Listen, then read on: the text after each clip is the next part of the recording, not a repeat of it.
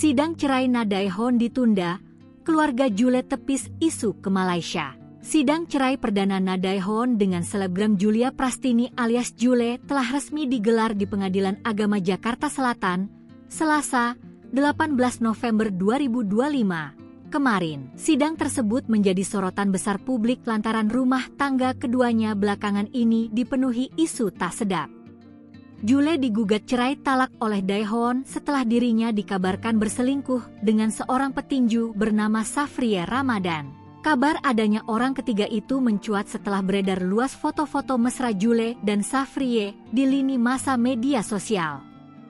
Dalam beberapa potret yang beredar, Jule tampak tampil tanpa hijab, berbeda dari penampilannya sehari-hari. Isu perselingkuhan tersebut makin melebar ketika ketiga anak Jule disebut-sebut lebih banyak diasuh oleh Dae-hon dalam beberapa bulan terakhir. Sidang mediasi pertama yang seharusnya digelar pada 18 November lalu pun terpaksa ditunda karena Jule tak hadir. Ketidakhadirannya itu justru memicu spekulasi liar. Publik kemudian dihebohkan oleh beredarnya foto-foto yang disebut-sebut menunjukkan Jule dan Safriye sedang berada di Malaysia pada waktu yang berdekatan dengan sidang. Tak ingin isu tersebut semakin melebar tanpa arah, keluarga Jule akhirnya angkat bicara. Martha Wijaya, Tante Jule, memberikan klarifikasi melalui unggahan di Instagram.